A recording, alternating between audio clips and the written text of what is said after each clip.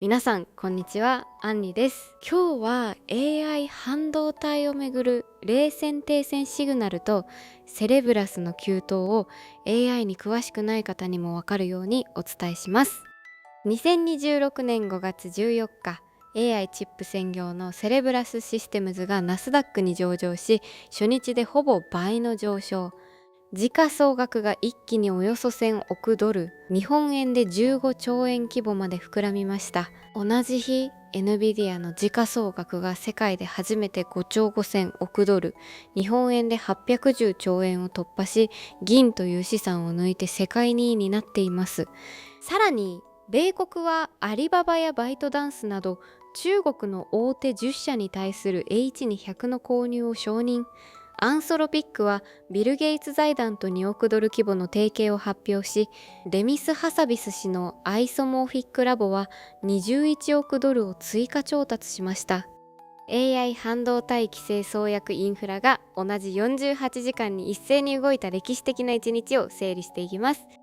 最初のセクションはセレブラスシステムズの上場とその意味です。セレブラスは2016年創業の米 AI チップ専業企業で、コアの製品は1枚のシリコンウェハーをそのまま1個のチップにするウェハースケールエンジンと呼ばれる超大型半導体です。最新世代のウェハースケールエンジン3、ウェハースケールエンジン3は NVIDIA の GPU と比較して AI 推論、つまり学習済みモデルでの予測処理が高速というのが売りです。今回の IPO は当初想定価格115から125ドルだった公開価格を需要の強さに合わせて150から160ドル、最終的に185ドルまで段階的に引き上げ、調達額はおよそ55億5000万ドル、約8300億円。需要は提供額の20倍以上集まりました。上場初日5月14日にはナスダックでティッカー CBRS として取引開始。株価は終値ベースで初値からおよそ100% 上昇。時価総額はおよそ950億ドル、約14兆円に到達しました。これは2026年最大の AI チップ IPO であるだけでなく、 NVIDIA 一強構造に対する最初の本格的な市場ナラティブの転換点としてウォール街で受け止められています。オープン AI とアンソロピックに続く IPO 観測の追い風として AI バブル議論の試金石にもなっています。2つ目のセクションは NVIDIA の時価総額5兆5000億ドル突破です。 NVIDIA は5月14日、世界の上場企業として初めて時価総額5兆5000億ドル、日本円でおよそ810兆円を突破しました。この水準は資産としての銀の時価総額を上回り、世界資産ランキングでは金に次ぐ2位、米国と中国以外のあらゆる国の GDP よりも大きい規模です。2024年初頭の3000億ドル台からわずか2年間でおよそ18倍に膨らみました。上昇の理由は3つあります。1つ目はオープン AI、アンソロピック、XAI、Google の AI 主要4社が NVIDIA の GPU を買い続けていることです。2つ目は NVIDIA 自身が年間400億ドル超のエクイティ投資を主要顧客や派生企業に行い、その投資先が NVIDIA から装置を買うという自社循環が機能していることです。3つ目はトランプ大統領の中国訪問を受けて対中半導体規制の緩和期待が一気に高まったことです。 X 上ではアットワークウォッチャーグルアカウントの突破速報が7848いいね、アットワークスタッツフィードの統計可視化投稿が2017いいねを集めました。3つ目のセクションは米国による中国大手10社への H200 輸出承認です。同じく5月14日付で米国商務省はアリババ、バイトダンス、テンセント、JD.com など中国の大手10社、加えてレノボとフォックスコンなどの製造販売パートナーに対し NVIDIA の H200 データセンター向け GPU の購入を条件付きで承認したと、アットマーサム・サムバダウィー氏やアットマークリプトローバー氏の投稿経由で速報されました。実際の配送はまだ始まっていませんが、これは事実上米中 AI 半導体冷戦の停戦シグナルです。ロイターは NVIDIA のジェンスン・ファン氏がトランプ大統領と習近平国家主席のハイレベル会談に同席し、突破口を模索していたと報じています。米中分断の中でも商用ベースでの半導体取引は再開する流れが見え始めています。これと関連してオープン AI 副社長のクリス・レハーン氏が本日5月14日付のジャパンタイムズ紙面で、米国主導かつ中国も参加する形の AI グローバルガバナンス機関構想を表明。民間 AI ラボが事実上の外交政策提言を発信する場面になっています。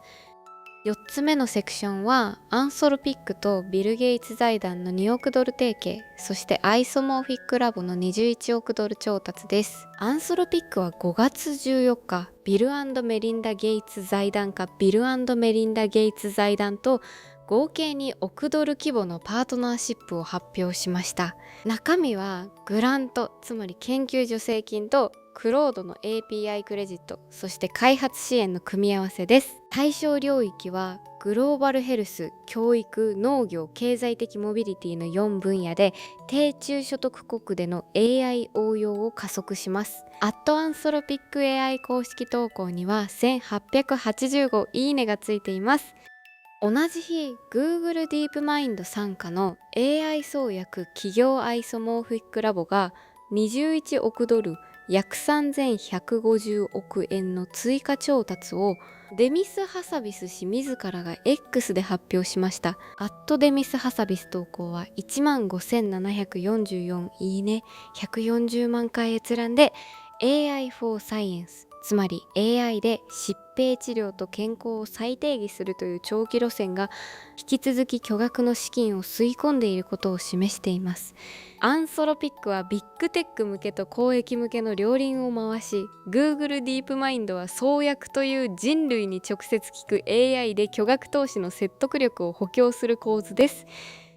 5つ目のセクションは AI インフラの本格的な資本再編です。プライベートエクイティ大手の KKR が新会社ヘリックスデジタルインフラストラクチャーを立ち上げ、100億ドル以上の予算で AI インフラ、つまりデータセンター、電力、ネットワーキングを運営すると報じられました。 CEO には AWSCO のアダム・セリプスキー氏が就任。ブラックストーンのボルタグリッドへの10億ドル出資という5月11日の動きと並び、PE とインフラ系の資本が AI データセンターに本格参入するフェーズに入りました。さらに NVIDIA は同じ日、AES、コンステレーション、インバーナジー、ネクストエラ、N スケールエナジー、ビストラといった米電力大手とエメラルド AI の連合で AI ファクトリーをフレキシブルな電力系統を資産として運用するフレームワークを公表しました。 AI データセンターを単なる電力消費者ではなく、需給逼迫時には電力を系統側へ供給できる動的なリソースとして再定義する試みです。名電力業界のキャパシティ市場参加者に AI ハイパースケーラーが登場すれば、設計ガイドラインや料金体系が根本から変わります。6つ目のセクションは日本視聴者にとっての3つの示唆です。1つ目は AI 半導体投資の前提を見直すことです。 NVIDIA 一強想定で組んだポートフォリオはセレブラスの上場とブロードコムやマーベルの存在感、そして国産半導体のイビデン、アドバンテスト、ディスコ、ラピダスを組み合わせる方向に分散が進みます。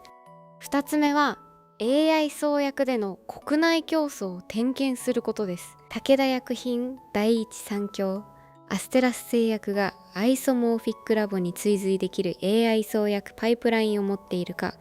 提携先の AI ラボの選定を5月の決算質疑で必ず確認すべき項目です。3つ目は米中 AI 半導体停戦の波及を読むことです。 H200 の中国大手承認が始まれば、対中売上比率の高い日本の半導体製造装置メーカーである東京エレクトロン、ディスコ、スクリーン、レーザーテック、信越化学のボラティリティ、つまり値動きの幅は再度大きくなります。特に通期ガイダンスの修正タイミングと米商無償の許可証発行ペースが噛み合うかが鍵で、5月から6月の決算質疑で必ずチェックすべきポイントです。ここまでの整理をまとめます。2026年5月14日、セレブラスシステムズが上場初日 100% 急騰で時価総額級150億ドル、 NVIDIA が世界初の5兆5000億ドル突破、米国がアリババ、バイトダンス、テンセント、JD.com など中国大手10社に H200 輸出を承認、アンソロピックとビル・ゲイツ財団が2億ドル提携、アイソモーフィックラボが21億ドル追加調達、KKR ヘリックスデジタルインフラストラクチャーが100億ドル予算で発足、NVIDIA 電力大手連合が AI ファクトリーを系統し参加。